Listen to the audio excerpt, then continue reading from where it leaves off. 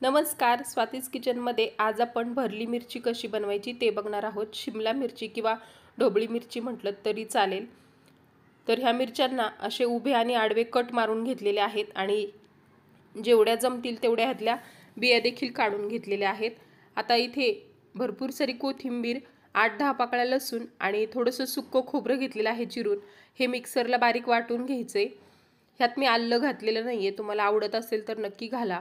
या ठिकाणी 1 वाटी भाजलेल्या शेंगदाण्याचं जाडसर कूट घेतलेलं आहे। ह्यात अर्धा चमचा हळद घालूयात। कूट घेताना भाजलेल्या शेंगदाण्याचे घ्या, म्हणजे मग चव छान येते। त्यानंतर अगदी थोडंसं लाल तिखट घेतले। त्याचबरोबर घरगुती जो भाजीचा मसाला असतो तो मी या ठिकाणी वापरलाय। तर तिखट तुम्ही तुमच्या आवडीप्रमाणे घाला।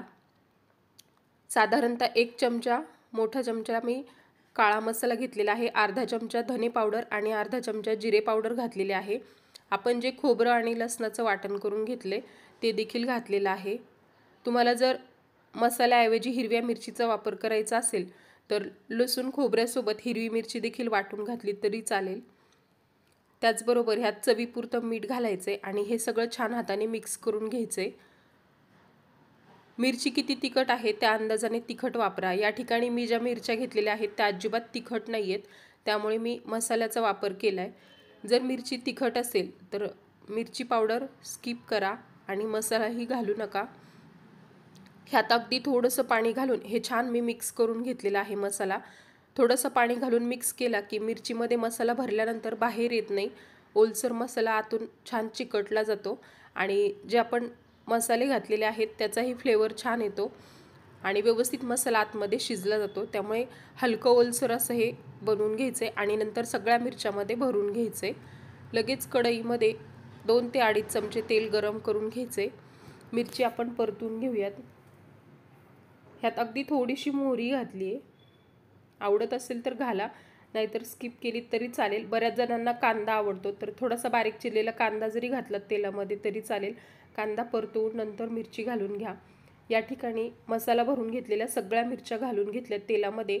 1-2 मिनिटं ह्या मिरच्या अशाच तेलामध्ये परतवून घ्यायच्या आहेत।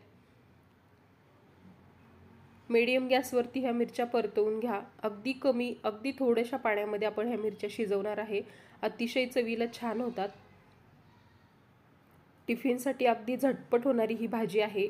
1-2 मिनिटं ह्या मिरच्या चांगल्या परतवून घेतल्यात। आता ह्यावर आपण झाकण ठेवूयात।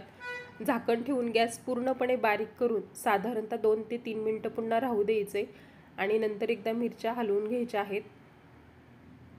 सगळ्या मिरच्या एकदा पलटवून घ्यायच्या आहेत, म्हणजे मग व्यवस्थित ह्या शिजल्या जातील। आता जो राहिलेला कूट होता थोडासा शिल्लक, तो देखील मी घालून घेतलाय। मिरच्या भरून जो शिल्लक राहिलेला कूट होता तोच वापरलेला आहे। त्यानंतर अगदी थोडंसं ह्यात आपल्याला पाणी घालायचे। हा मसाला जो आहे तो आपण घातलेला करपू नये म्हणून थोडंसं पाणी टाकायचे आणि मिरची ही छान मऊसूत शिजली जाते।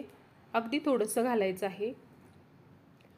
पाणी घातल्यानंतर एकदा छान मिक्स करून घ्यायचे आणि आता झाकण ठेवून आपल्याला लो गॅसवरच ह्या मिरच्या शिजवून घ्यायच्या आहेत।